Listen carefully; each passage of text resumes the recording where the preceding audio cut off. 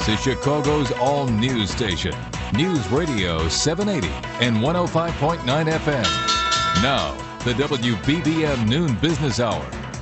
WBBM News Time is 12:40. Well, sometimes what appear to be the simplest ideas are the best ideas. And on this Entrepreneur Friday, we're taking some time to spend with an entrepreneur who left the corporate world to pursue her passion for cooking. So let's say hello today to Cynthia Kalal, owner and chief meatloaf baker at the Meatloaf Bakery and the meatloafbakery.com. Hi, Cynthia. Nice to meet you. Hello, Sherman, and nice to meet you as well. Well, yeah, go ahead. Yeah, I'm smiling when I hear chief meatloaf maker and owner. This is great fun. Isn't that interesting? I mean, you have taken something. Everybody makes meatloaf. It's like America's bread and butter, except it's meatloaf. So how did you come up on the idea that you could make a meatloaf that would beat every other meatloaf baked in home? Or is it a convenience factor? Well, it's a combination of both, but I have to say I started with my mother's recipe, and it was bar none the best meatloaf ever. But I just decided to turn it into a cupcake, and from that, the concept was born. So, in other words, we're talking about meatloafs that are in the shape of cupcakes?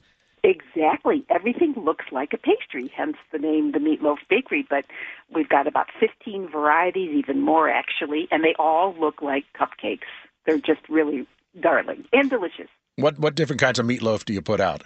Oh gosh, we have a wild caught Alaskan salmon one called Omega 3 loaf. We have one that tastes just like a bacon cheddar cheeseburger, and that's called No Buns About It burger loaf. They all have fun, creative names.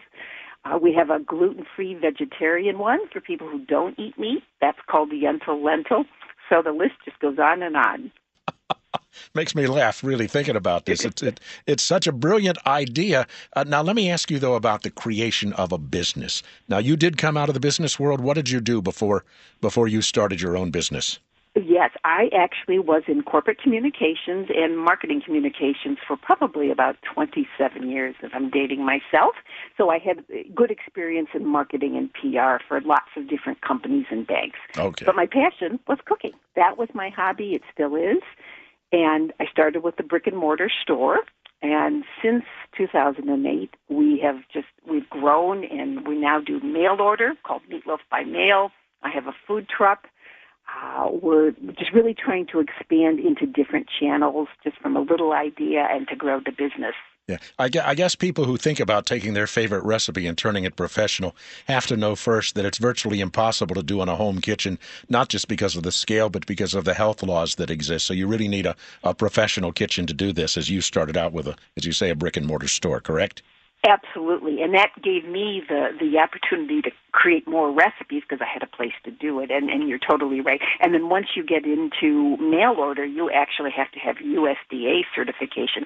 So there's a lot of loops you have to go through to be able to make your product safe as well as delicious. Well, I can see there's a lot of meatloaf on the rise, so to speak, and a lot of opportunity out there. Cynthia, delightful to meet you, and I'm going to have to come in and try one of your products sometime soon. Oh, please do. I hope you do. Thanks a lot. Nice to meet you. Cynthia Kalal is with us, owner and chief meatloaf baker, the Meatloaf Bakery, and you can get more info at themeatloafbakery.com. Let this be an inspiration to all of you would-be entrepreneurs.